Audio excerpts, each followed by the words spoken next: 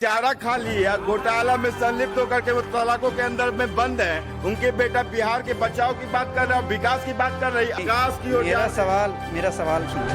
मेरा सवाल सर है कि जैसे आपने कहा चारा घोटाला, तो सृजन घोटाला भी आता है। हेल्थ सेक्टर कब सही कर रहे हैं, हमको नहीं सुनना। हेल्थ सेक्टर कब सही हो रहा है? 1000 पे WHO के मानकों के अनुसार एक डॉक्टर रहना चाहिए। बिहार में 29,000 पे एक डॉक्टर है, तो 55 लाख रोजगार। तो बिहार में इस बार ग्रेजुएशन जो किए हुए हैं 55 लाख विद्यार्थी ऐसे हैं जो कि ग्रेजुएशन करके बैठे हुए हैं। लॉकडाउन से पहले की हम बात कर रहे हैं। यहाँ पे चुनाव का, जैसे आप सबने जानते होंगे कि चुनाव का ऐलान हो चुका है। 3 चरणों में चुनाव होना है, 28 अक्टूबर, 3 नवंबर और 7 नवंबर। इसी क्रम में हम आज पहुँचे हैं मिथिला विश्वविद्यालय में। तो यहाँ पे कुछ छात्र हैं, उनसे हम बात करेंगे। उसके बाद हम जानेंगे कि क्या छात्रों की राय है, क्या वो सोचते हैं।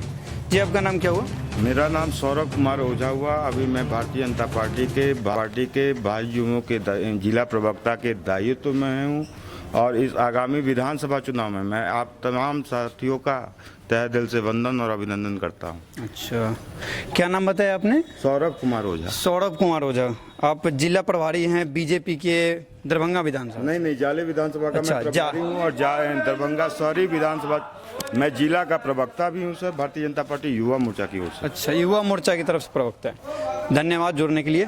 तो सर, क्या यहाँ की स्थिति क्या है कि जो जिला में आपकी अगर बात करें भाजपा की, तो भाजपा और इस बार तो कांग्रेस का कुछ वर्चस्व यहाँ उस तरह से दिखा नहीं था पिछले बार भी, लेकिन जो भाजपा और जदयू दोनों एक साथ थी इस बार। लेकिन जदयू, भाजपा और एलजेपी, हम एलजेपी के नाम बार बार इसलिए ले रहे हैं कि एलजेपी इस बार जिस तरह का खेल हो रहा है भाजपा के साथ, तो इस पर आप क्या कहना चाहेंगे? बहुत रोचक सवाल है। जनता जानना चाहते हैं कि एलजेपी जिस तरह से इस बार चुनाव अलग लड़ रही है, बहुत सारे लोगों का कहना है कि एलजेपी को अलग लड़ाने का भी मुद्दा अमित शाह ने खेला है, तो इस पर आप क्या कहना चाहेंगे? देखिए, मैं सबसे पहले इस क्वेश्चन का, इस मीडिया के आप लोग चौथे स्तंभ हैं, मैं आपका स्वागत करता हूं और अभिनंदन करता हूं कि आपने बहुत ही अच्छा क्वेश्चन खड़ा किया है हमसे कि ये लोग लोजपा का ये जो हमारे प्रत्याशी होंगे ये अमित शाह के दिशा निर्देश पे चलेंगे।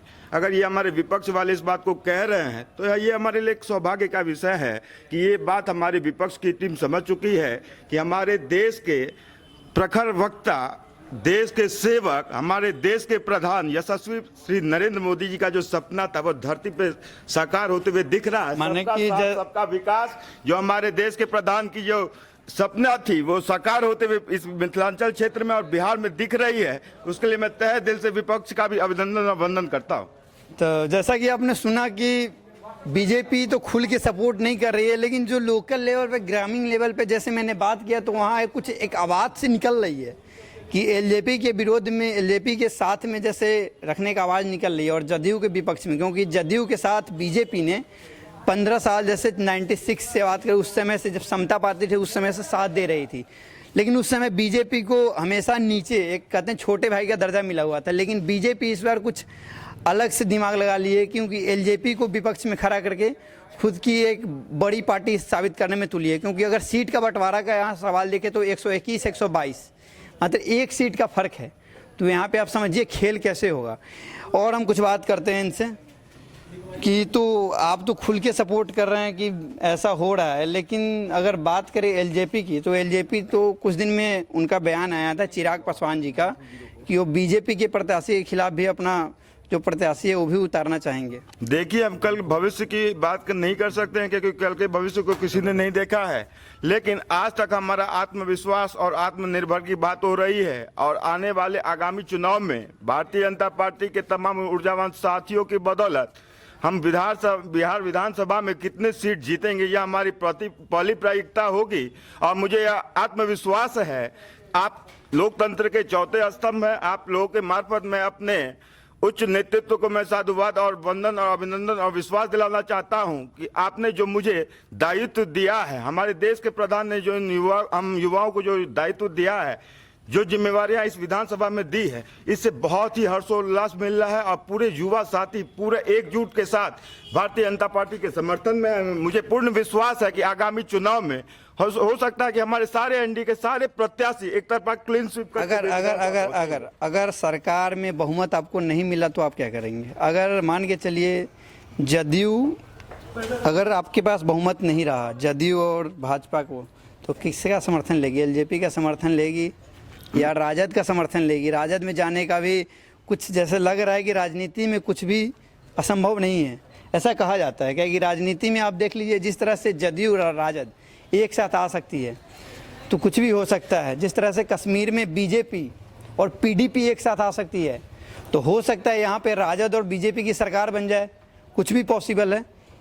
इस पे आप क्या कहना चाहते हैं? ऐसा हो सकता है क्या? मैं आपके इस क्वेश्चन का भी मैं तहे दिल से वंदन और अभिनंदन करता हूं कि आपने बहुत अच्छा क्वेश्चन किया कि आगामी चुनाव के बाद परिणाम आने से पहले हो सकता है हमारी विचारधारा बदल जाए, लेकिन मैं आपको यह आश्वस्त कर दूं, विचारधारा कैसे बदल जाए? मैं आपको यह आश्वस्त कर दूं कि लोकतंत्र के चौथे स्तंभ है और मैं जनता के बीच में अपने आवाज और अपने सरकार की योजनाओं को लेकर पर चर्चा करूंगा। तो विचार एक मिनट योजना विचारधारा पार्टी बनाती है या आपके सीट कम आ जाए तो इससे विचारधारा का परिवर्तन हो जाता है, ऐसा मैं आपको पहले ही बोल चुका था। हमारे देश का यह सपना था, हमारे देश के प्रधान का जो सपना था कि सबका साथ सबका विकास। अगर हमारे विपक्ष के भी कुछ उम्मीदवार हमारे में जुड़ना चाहेंगे तो हमारे लिए हर्ष का विषय होगा। इसके लिए इस विषय पर हम ज्यादा मंथन नहीं करेंगे। आपने कहा है कि आगामी चुनाव में हो सकता है, ये हो सकता है, लेकिन हम भविष्य की बात नहीं करें, हम सकारात्मकता की बात करेंगे। और सकारात्मक अच्छा, सीट इस बार आपको कितना आ रही है? सदन में पूर्ण रूप से ठीक है। आपको इस बार सीट कितना आ रही है? यहाँ से बिहार से कितना सीट का आप अनुमान लगा रहे हैं युवा मोर्चा की तरफ से? जो युवा का संघर्ष इस बार देखने को बहुत सारा मिल रहा है कि तेजस्वी यादव बहुत टाल ठोक रहे हैं मैदान में कि युवा इस बार उनके साथ है। तो हम इनसे युवा मोर्चा के जो सदस्य दरभंगा में, उनसे हम जानना चाहते हैं इस बार युवा आपके साथ हैं क्या? तेजस्वी यादव की बातों में दम है या नहीं है कि वो ऐसे ही बोल रहे हैं? इस पर आप क्या कॉमेंट करना चाहेंगे? अब बिहार की युवा जाग चुकी है सर। मैं आपसे निष्पक्ष बता दूं, मुझे बोलते हुए डर भी नहीं होता है, क्योंकि मैं एक प्रवक्ता के नाते पार्टी की तरफ से उभरता हुआ एक प्रत्याशी और एक कार्यकर्ता के रूप में, इस समाज का बेटा के रूप में मैं दिखा हूं। मुझे बोलने का मौलिकता मिला, अधिकार मिला है। तो मैं आप लोकतंत्र के मीडिया बंधुओं का तहे दिल से वंदन करते हुए मैं यह चाहता हूँ कि आगामी विधानसभा चुनाव जो हमारे विपक्ष के नेता माननीय तेजस्वी यादव जी जो सपना देख रहे हैं, जो हुंकार भरी रैलियां, जो बड़ी बड़ी फीकी बातें कर रहे हैं, उसके झांसा में बिहार के युवा अब इस बार के गुमराह वाली बातों में नहीं। चलिए, तो धन्यवाद हमसे बात करने के लिए।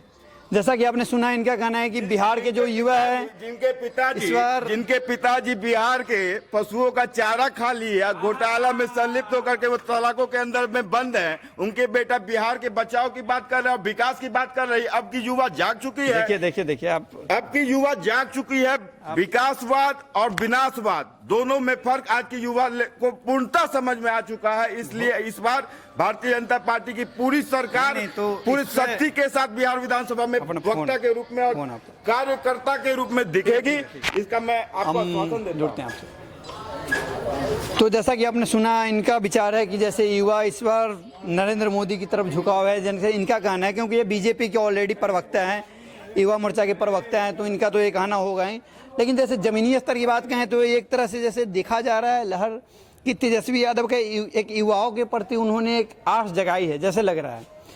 ऐसे बहुत सारे लोगों का कहना है कि नहीं, जो युवा है तेजस्वी यादव की तरफ नहीं जाएंगे। बात चला आता है फिर उसी मुद्दे पे चारा घोटाला, घूम के बात वहीं चलाता है। लेकिन फिर हम इनसे क्रॉस क्वेश्चन फिर करते हैं कि सृजन घोटाला भी तो फिर नीतीश कुमार पे है, इस पे बिहार की युवा जाग चुकी है। सृजन युवा जाग चुकी है। मैं आपको आश्वस्त करता हूँ सृजन घोटाला प्रकाश की मेरा सवाल सुन लीजिए। मेरा सवाल सर है कि जैसे आपने कहा चारा घोटाला, तो सृजन घोटाला भी आता है। सवाल इधर आएगा तो फिर उधर भी जाएगा कि घोटाला तो दोनों तरफ। सृजन घोटाला हो या फिर राम मंदिर का मुद्दा हो या 3 तलाक का मुद्दा हो, हम तो संविधान के साथ चलने वाले लोग हैं, हम कानून व्यवस्था के साथ चलने वाले लोग हैं। हमारा देश सर्वोपरि संविधान पे चलने वाला देश है। मैं बीजेपी का प्रवक्ता होने के नाते मैं आपको स्वस्थ करता हूं। मैं सुप्रीम कोर्ट का सख्त सम्मान करता हूं, सहृदय सम्मान करता हूं। एक छात्र जुड़ गए हैं, मिथिला बताइए। आप मतलब भाजपा के मेंबर? अच्छा, भाजपा के वो मेंबर हैं। अच्छा, उनसे सवाल तो वहाँ पूछ सकते हैं। मेरा इनसे ये क्वेश्चन ये है कि जैसे अभी जो मतलब 22 मार्च के बाद लॉकडाउन लगी थी इतने महीनों से, तो बीजेपी गवर्नमेंट है, केंद्र में है, बिहार में भी है, सम्मिलित में है, तो इतने दिनों में क्या बिहार के लोगों को क्या बेनिफिट हुआ?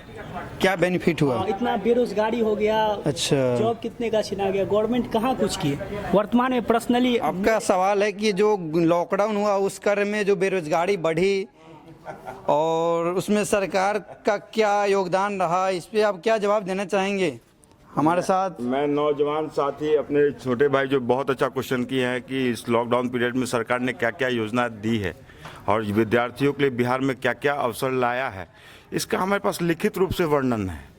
मैं चाहूँगा कि इनका लोकतंत्र के चौथे स्तंभ आप लोगों के मार्फत इनका नंबर और अता पता मुझे मिले। मेरा सौभाग्य हो कि मैं इनके दरवाजे पे जाऊँ, कार्य योजना सरकार की लेके लिखित रूप से जाऊँ कि सहयोग क्या क्या मिला है केंद्र सरकार के द्वारा, राज्य सरकार के द्वारा। और लेकिन रोजगार की बात करें तो 55 लाख रोजगार तो बिहार में इस बार ग्रेजुएशन जो किए हुए हैं 55 लाख विद्यार्थी ऐसे हैं जो कि ग्रेजुएशन करके बैठे हुए हैं। लॉकडाउन से पहले की हम बात कर रहे हैं। तो इस आगामी चुनाव में बहुत अच्छा 15 साल के बाद अब फिर से लाना है क्या जुमला? मैं आपको बता देता हूँ, जुमले की सरकार नहीं है। जो हमारा मेरे उच्च नेतृत्व ने जो बातें कही थी, वह राम मंदिर का मुद्दा हो, 3 तलाक का मुद्दा हो, बात वहीं आ जाता है जैसा कि आपने सुना। मैं आपको एक अक्षर से बता दूं कि या लॉकडाउन हो या वैश्विक महामारी कोविड-19 का समय हो, हम इतनी ऊर्जा के साथ सेवा के भाव से रोड पे खड़े थे जिसका सूचक आप लोग स्वरूप कि है। रोड पे खड़े होने से और रोजगार देने से, व्यवस्था को सही करने से आगामी चुनाव लोग आगामी एक मिनट मेरे साथ चुनाव जो आगामी चुनाव आपकी आप अगर स्वास्थ्य में देखें, शिक्षा में देखें, हर तरह की वही व्यवस्था दिखती है। बिहार में फिर से हम आपको बताना चाहेंगे 1000 पे WHO के मानकों के अनुसार एक डॉक्टर रहना चाहिए। बिहार में 29,000 पे एक डॉक्टर है। आप समझिए हम कहाँ हैं। और हम बात करते हैं स्वास्थ्य पे और शिक्षा पे, तो अगर देखें तो ज़मीनी स्तर लगभग वैसे ही है। भले 15 सालों में दावा किया गया इतना काम हुआ, लेकिन एक तरह से कहें करप्शन तो पूरे अंदर तक बैठा हुआ है, नीचे तक करप्शन बैठा हुआ है। इस पे चाहे कोई नकारे या किसी तरह की बात करे, लेकिन करप्शन पूरे अंदर तक बैठा हुआ है। सिस्टम मैं आपको बता दूं सर कि मेरे देश के अच्छा ये बताइए ये हेल्थ सेक्टर कब सही कर रहे हैं? हमको नहीं सुनना। हेल्थ सेक्टर कब सही हो रहा है? 1000 पे एक डॉक्टर होना चाहिए, 29,000 पे एक डॉक्टर है, ये कब सही हो रहा है? मैं आपको बता दूं इस मंच के मार्फत कि सरकार हर विभाग को लेकर सजग है, प्रयासरत है। इसका परिणाम आगामी चुनाव और चुनाव के बाद आने वाला समय और भविष्य बिहार का दिखेगा और प्रत्यक्ष दिखेगा। मुझे बहुत हर्ष होता है कि हमारे युवा जहां दिग्भ्रमित हैं, कहीं कहीं भटके हुए हैं। मैं मानता हूं, मैं पूर्ण रूप से सरकार में नहीं हूं, मेरे साथ विपक्ष में है, लेकिन मैं उनका भी सम्मान करता हूं। मैं उनको स्वतंत्र रूप से मैं आश्वस्त कर दूं कि आगामी चुनाव हमारे प्रधान ने यह सपना देखा था, आत्मनिर्भर भारत, आत्मनिर्भर बिहार। आत्मनिर्भरता का मतलब यह है कि कैसे मैं इंडिपेंडेंट होकर मैं यह निर्णय लेने में सक्षम रहूं कि मुझे यह स्वरोजगार करना है। मेरे साथ इतने कार्यकर्ता मेरे टीम में काम करेंगे, अब मैं यहीं पे रोजगार का श्रृंखलन करूंगा। यह हिम्मत हमारे देश के यशस्वी प्रधानमंत्री माननीय नरेंद्र मोदी जी ने यह दिखाया है। इस बात का यह सूचक आगामी विधानसभा में हम लोग 108 सीट पे, जैसा कि इन्होंने बात किया आत्मनिर्भर का, आत्मनिर्भर तो हम सब ने देखा कि किस तरह से आत्मनिर्भरता दिखाई गई। अभी भी हम आत्मनिर्भर भी हैं। चलिए मिथिला की धरती से कैमरामैन शिवम के साथ Manish Kumar, Patna, the free voice.